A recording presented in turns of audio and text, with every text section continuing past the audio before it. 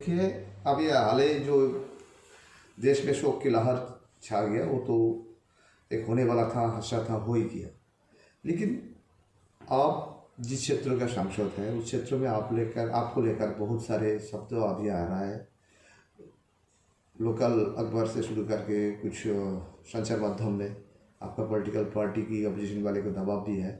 तो देखिए राजू जी, पहले चरण में जो ट्राइपार्टाइट मीटिंग शुरुआत हुई थी उसके बाद दूसरे चरण को जो हो गया था तो एक गैप मिला था। लेकिन आप लोग जब दशहरा के वक्त में जब दिल्ली के नॉर्थ ब्लॉक में कैबिनेट मीटिंग दूसरे चरण को संपन्न हुआ उस वक्त अपने टेंटेटिव डेडलाइन दिया था जो नवंबर की मिडिल में व विंटर सीजन के पहले ही वो संपन्न होने वाले हैं। लेकिन अभी नवंबर खत्म होकर दिसंबर भी आ गया, लेकिन आदमी का ट्रस्ट आपके ऊपर में आपका अलायंस पार्टी का कैसे ट्रस्ट करे आपके ऊपर में? देखिए, मैं आपको ये कहना चाहूँगा, जहाँ तक ट्राइपार्टाइट टॉक का विषय है ये गृह मंत्रालय डिसाइड करता है और गृह मंत्रालय को इसके लिए जो है डेट तय करनी होती है और उनको निमंत्रण करना होता है। 4 दिन पहले मैं गृह मंत्री जी के साथ करीब 3-3.5 घंटे तक बहुत लंबे समय तक बैठा था। जो मेरी उनसे बात हुई तो मुझे लगता है कि बहुत जल्दी जो है उसके लिए निमंत्रण जाएगा। और इतने बड़े देश में इतनी समस्याएं हैं और इतने तरह के काम चलते रहते हैं और बीच में इस तरह की घटनाएं होती है, मुझे लगता नहीं कि हमको इम्पेशेंट होने की ज़रूरत है। और जितना मैं अपनी जनता को जानता हूँ, हमने 100 साल निकाल दिए और 100 साल तक हमारे नेताओं ने हमको बहुत बेवकूफ़ बनाया, ये भी सच्चाई है। लेकिन मैं यही कहना चाहूँगा, ये वो सरकारें जो कहती है वो करती है। भले इस चीज़ को हम माने चाहे न माने, सच्चाई यही है। आज तक कांग्रेस ने कुछ नहीं किया, आज तक दूसरी सरकारों ने कुछ नहीं किया। और हमारे आंखों के सामने अगर कोई जीता जागता उदाहरण है तो वो भारतीय जनता पार्टी मोदी जी के नेतृत्व में बनी सरकार है और उसने अपने संकल्प में जो वादे किए हैं वो पूरा कर रही है। और हमारे साथ जो वादे हुए थे उसके अंतर्गत भी जो है हमको वार्ता में बुलाया, हमारी बातें सुनी गई और इतनी अच्छे टॉक से उस पूरे वार्ता के अंदर में गृह मंत्री जी स्वयं उपस्थित थे।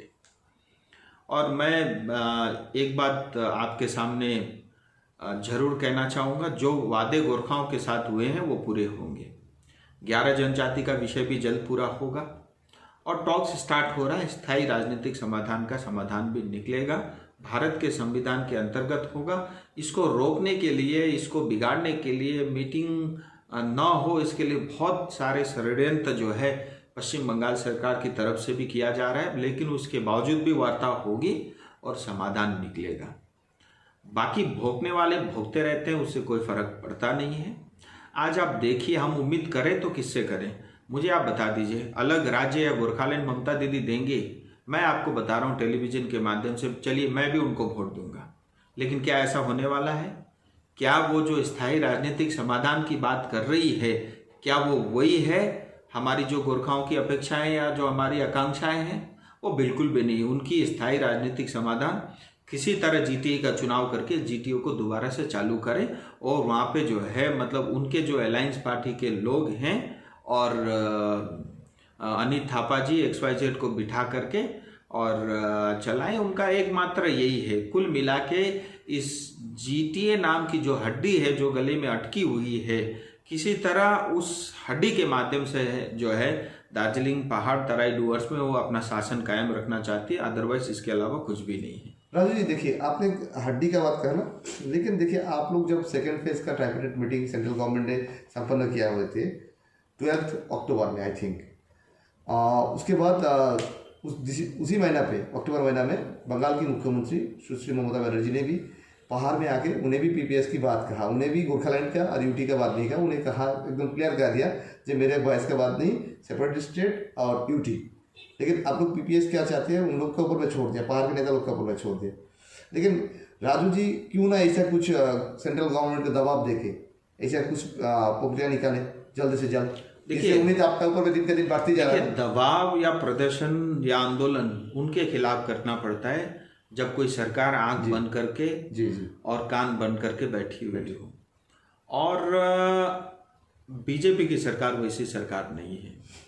और ममता दीदी ने तो स्पष्ट कह दिया कि मेरे किट्टी में, मेरे बैग में, मेरे पर्स में या मेरे जेब में गोरखालैंड, यूटी या ऐसा कोई भी जो है मेरे पास देने के लिए कुछ नहीं है।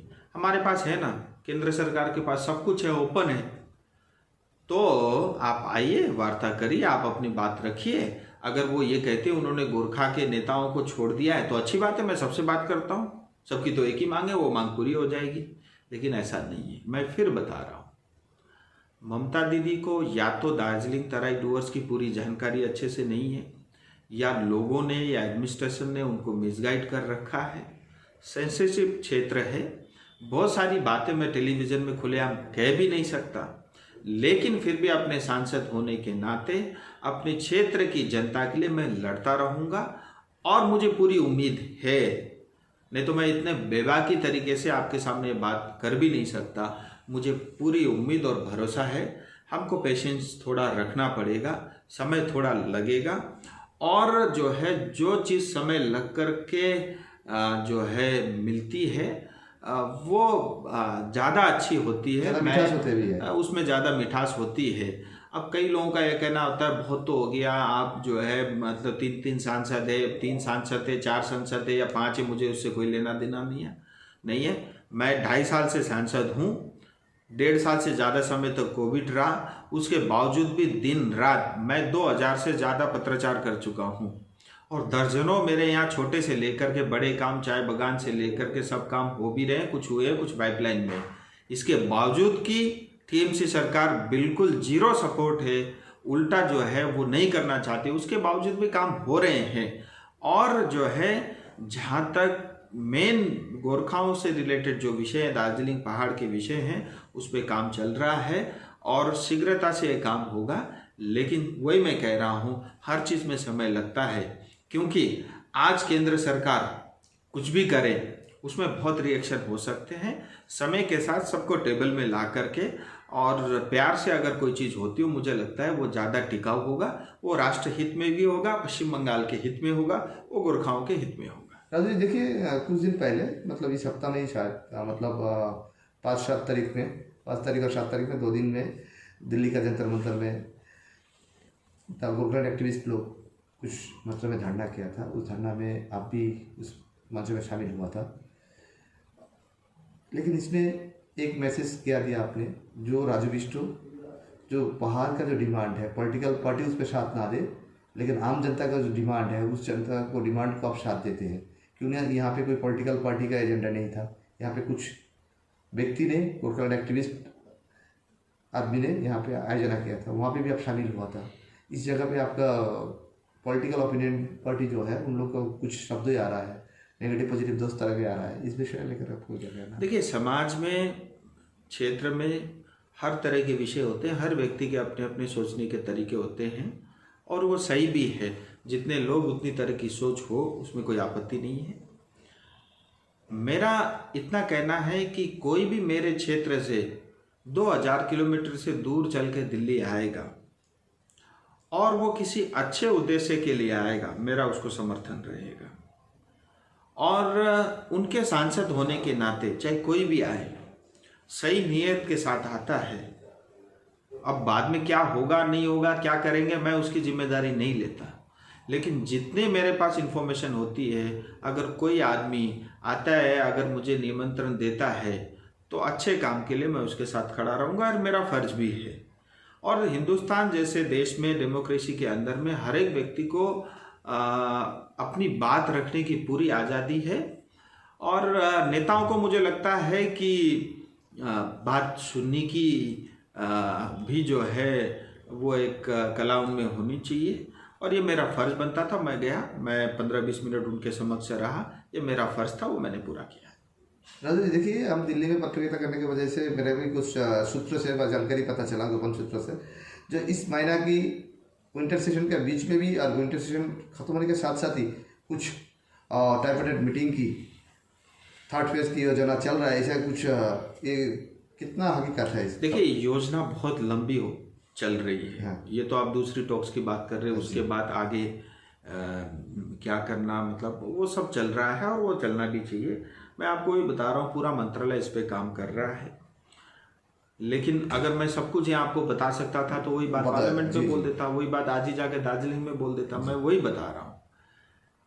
देखिए, बहुत सारी चीज़ें जब तक पार्लियामेंट में नहीं आती, जब तक बिल बन के नहीं आता, जब तक उस पर पूरा डिस्कशन नहीं होता, जब तक स्टेट से कोई बात नहीं होती, ऐसे बहुत सारी चीज़ें होती है जो मुझे लगता है मैं बोल सकता हूँ, वो भी मैं नहीं कह सकता। और देखिए, मैं एक सिर्फ राजू बिष्ट नहीं हूँ, मैं एक सांसद भी हूँ, चुना हुआ सांसद हूँ। और मैं ऐसा कोई बात नहीं कर सकता कि हो सकता है 9 लोगों को अच्छा लगे, 1 को ना लगे। इसीलिए और मैं ये मानता हूँ कि मेरा ये फ़र्ज़ है, मैं अपना विषय पार्लियामेंट और सरकार के सामने रखूँ। सरकार सक्षम है और जो सरकार करेगी या सोचेगी वो मेरे से अच्छा सोचेगी, वो राष्ट्र हित में होगा, बंगाल के हित में होगा, गोरखाओं के हित में होगा। और जब मैं देख रहा हूँ अच्छी सरकार है, 72 साल आज़ादी के बाद मोदी जी जैसा नेता देश को मिला है, ये सच्चाई है। और तमाम 1.5 करोड़ से ज़्यादा गोरखा जो हिंदुस्तान में रहते हैं वो इस बात को मानते हैं। 135 करोड़ से ज़्यादा हिंदुस्तान की आबादी आज उनके ऊपर विश्वास और भरोसा करती है। मुझे लगता है ये हिंदुस्तान का सुखद क्षण है और यही क्षण गोरखाओं का भी सुखद क्षण होगा। वार्ता जल्दी होगी और उसके बाद आगे क्या करना वो गृह मंत्रालय समय समय पे बताता रहे। कोरोना के पेंडेमिक की वजह से 2 साल एमपी लैंड का पैसा सेंट्रल गवर्नमेंट ने रद्द किया था, इस बार से शुरू हो गया। तो इस बार एमपी लैंड के पैसे से आपने क्या क्या योजना रखा, क्या क्या सोच करके रखा? देखिए, एमपी लेट पहले भी कंप्लेन किया था डीएम ने काम नहीं कर रहा है मेरा। देखिए, एमपी लेट ये पैसा मेरी जनता का पैसा है और मैं पैसा खाने वाला नेता में से नहीं हूँ और ये तो जनता के लिए मैं खर्च कर ही रहा हूँ और इसके अलावा भी मेरे से भी जो बन सक रहा है मैं हर महीने करता ही हूँ। जहाँ तक एमपी लेट पश्चिम बंगाल का विषय है, बहुत तरीके से कोशिश ये होती है पश्चिम बंगाल की सरकार की तरफ से कि ओपोजिशन के नेताओं का, खास करके बीजेपी के नेताओं के काम नहीं हो। मैं एडमिनिस्ट्रेशन या डीएम को दोष नहीं दूंगा, सारे एडमिनिस्ट्रेशन के लोग खराब है मैं ये भी नहीं कहूँगा, अच्छे लोग हैं, लेकिन चाह करके भी बहुत कुछ वो भी नहीं कर सकते क्योंकि फिर उनका जो है ऐसे जगह पे पोस्टिंग हो जाता है जहाँ वो चाहते नहीं जाना। लेकिन उसके बावजूद भी कुछ काम चल रहे हैं। लेकिन अभी मैंने 4 तारीख को 4/12 को एक पत्राचार किया था, उसका मेरे पास भारत सरकार की तरफ से ये रिसीप्ट भी आ चुका है। आप देखेंगे मैंने लिखा क्या था कि जो एमपी लेट प्रोजेक्ट है, जो सेंक्शन पहला 2.5 करोड़ रुपए सेंक्शन 2019 में हुआ था, बहुत स्लो एग्जीक्यूशन हुआ और उसके अंदर में गाइडलाइंस का वायोलेशन हो रहा है। मिरिक में पैसा एक काम के लिए गया, स्कूल में बना दूसरी चीज़, और उसके अंदर में एमपी लेट और ये सब के जो गाइडलाइंस होने चाहिए उसको फॉलो नहीं हुआ रहा है।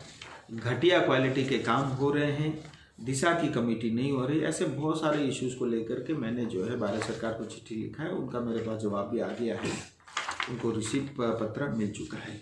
सो पिक्चर से लेकर के सब कुछ जो है मैंने भेज दिया था। तो कुछ काम हो रहे हैं, कुछ पाइपलाइन में है, लड़ाई चलती रहेगी, लेकिन कुल मिला के जनता का पैसा और कोई इसमें कोई आदमी अपना जेब में कुछ भी अपना डाल नहीं सकता और ये सारे जनता के ऊपर में खर्च होंगे, आने वाले समय में भी होते रहेंगे। कुछ दिन पहले बंगाल की सांसदीय बीजेपी भारतीय जनता पार्टी का सांसदीय प्रतिनिधि दल प्रधानमंत्री के साथ मुलाकात किया था, उसमें शायद आप भी शामिल थे और होम मिनिस्टर के साथ मुलाकात किया था। वो नॉर्थ बंगाल के लिए एम्स का बात चल रहा था। तो देखिए, नॉर्थ बंगाल के एम्स के लिए सिलीगुड़ी एक अच्छा अहम जगह है, आपका संसदीय क्षेत्र में पड़ता है। आप क्या चाहते हैं सिलीगुड़ी? पहली बात तो कब हम पीएम से मिलते हैं, कब एचएम से मिलते हैं, कौन सी बात सामने बोलनी, कौन सी नहीं बोलनी जी, इस पे भी हम बहुत ध्यान रखते हैं जी। लेकिन दूसरा बात आपने जो पूछा उसका मैं ज़रूर उत्तर दूंगा। हमने ये मांग की है नॉर्थ बंगाल में एक एम्स बने और इसके लिए हमारी सरकार भी अच्छे से इस ज़रूरत को समझती है। मुझे लगता है एम्स में नॉर्थ बंगाल में एक एम्स और नॉर्थ बंगाल में एक यूनिवर्सिटी, ये 2 काम होने अति आवश्यक है। मुझे लगता है बहुत जल्द जो है भारत सरकार की तरफ से इसकी घोषणा की हम अपेक्षा करते हैं और मेरे क्षेत्र में रोड को लेकर के बहुत काम हो रहे हैं। मैंने गडकरी जी से निवेदन किया है जल्द से जल्द उन काम की शुरुआत हो, उनका उद्घाटन हो। मुझे लगता है सिलीगुड़ी का फ्लाईओवर की बात कर रहे हैं आप। सिलीगुड़ी में एक जो है बालासन नदी से लेकर के सेवक तक 13-14 किलोमीटर लंबा एलिवेटेड रोड बन रहा है। NH10 में करीब 1000 करोड़ रुपए से ज़्यादा बहुत सारे फेजेस के अंदर में उसमें वाइडनिंग का ऑल वेदर रोड उसको बना रहे हैं।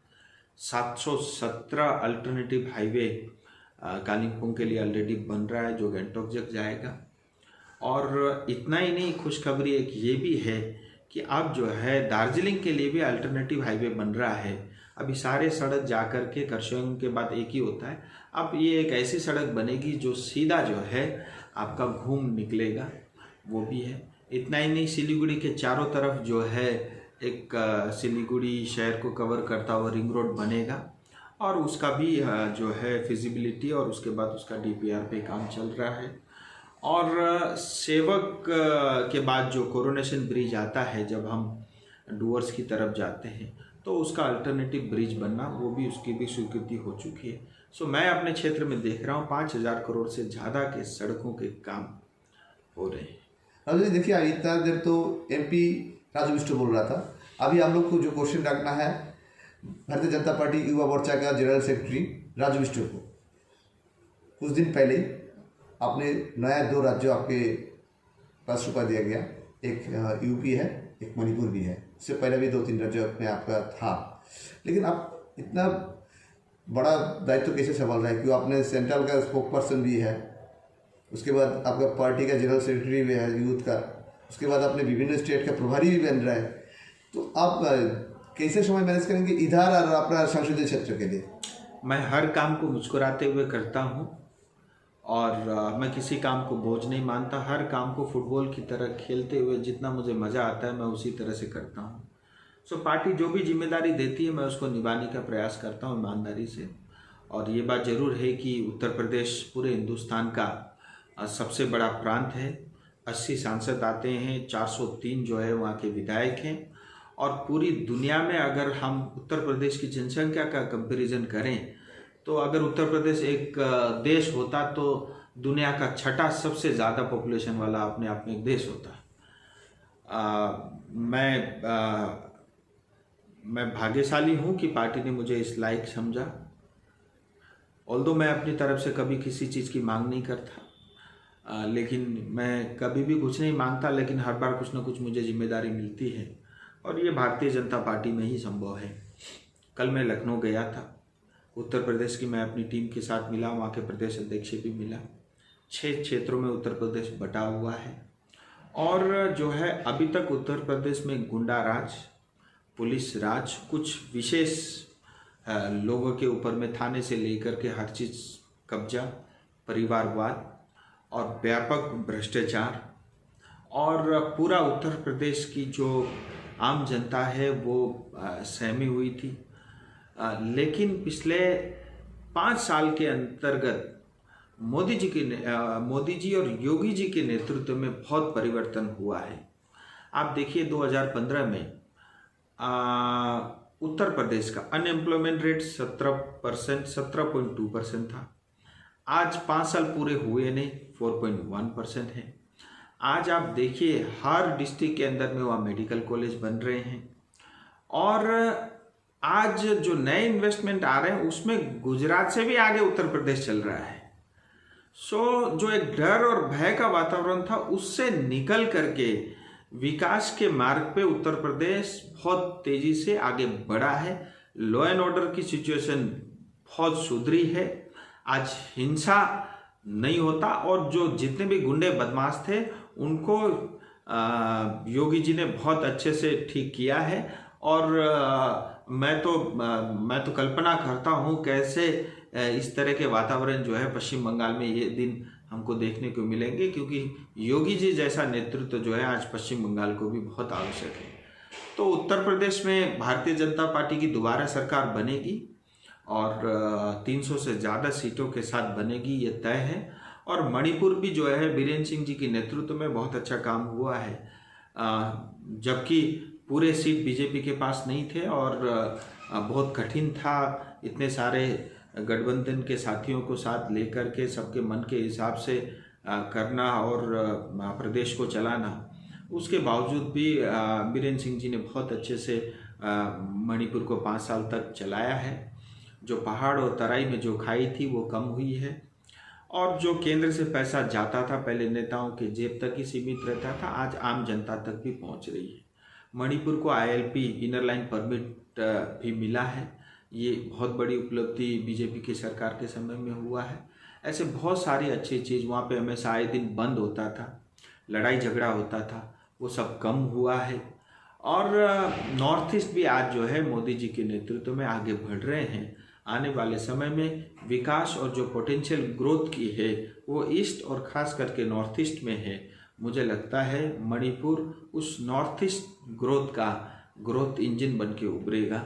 सो दोनों जगह दोनों प्रांत जो मुझे मिले, मैं एकदम आश्वस्त हूँ कि बीजेपी की जीत और बड़ी जीत होगी। नागालैंड के इशू लेके एज ए राजविष्टो यूथ जनरल सेक्रेटरी अर्दिवा मोर्चा का उनका दृष्टिकोण व उसका एंगल कौन से एंगल से देख रहा है राजविष्टो? देखिए, मेरा ये कहना है कि जब इस तरह के विषय देश में होते हैं तो सबसे उपयुक्त यही रहता है कि भारत सरकार और भारत सरकार में बैठे हुए मंत्रीगण उसका उत्तर दें। तो मुझे लगता है गृह मंत्री जी ने सदन में जो कुछ भी हुआ उसके बारे में स्पष्ट रूप से जो है बयान दे दिया है, और इतना ही नहीं, एक SIT का भी गठन हुआ है और उसकी जांच चल रही है। सो मुझे लगता है जब तक वो जांच के तथ्य सामने नहीं आते हमें अनजाने में कोई बयान देना मुझे लगता है उचित नहीं रहेगा। तो मैं चाहूँगा इससे मैं अभी परहेज करूँ। राजू जी, अंतिम क्वेश्चन और ये अंतर्वक्तव्य हम लोग इसी चलेंगे। दार्जिलिंग ऐसी एक जगह है जहाँ पे आदमी बहुत जल्द गर्म भी हो जाता है, बहुत जल्द शांत भी हो जाता है। कुछ ऐसा खुशियाँ का माहौल बहुत जल्द बनने वाला है कि नहीं? देखिए, उसी खुशी के लिए मैं प्रयास कर रहा हूँ और मेरे पास कोई काम भी नहीं है, क्योंकि मेरे ऊपर एक उपकार है दार्जिलिंग की जनता का, मैं कभी नहीं भूल सकता। मेरे ऊपर उन्होंने भरोसा और प्यार दिखाया है, ये ऋण मैं कभी जीवन में उतार नहीं सकता।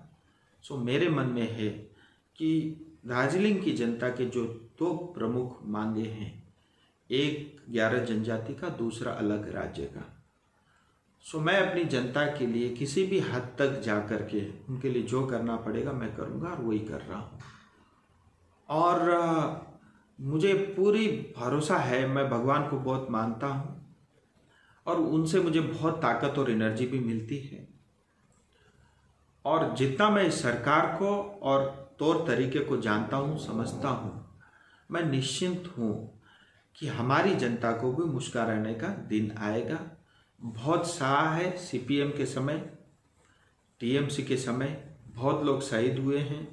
चाय बागान में काम करने वाले मजदूरों को सही मजदूरी नहीं मिलती, सिंकोना बागान बंद हो रहे हैं, टूरिज्म में ग्रोथ नहीं है, युवा बेरोजगार है, व्यापक रूप से भ्रष्टाचार है, और स्कूलों में अच्छे शिक्षकों को नौकरी नहीं मिल रही है, और कुछ TMC के चेले चपाटे हैं, उनके हाथ में सत्ता और रुपया और पैसा है।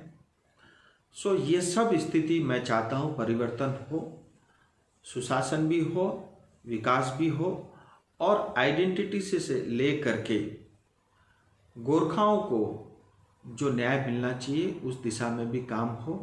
और मुझे पूरी उम्मीद और भरोसा है अपनी पार्टी से, अपने नेतृत्व से, कि हमारे भी दिन बहुत जल्दी आएंगे जब हम मुस्कुरा पाएंगे।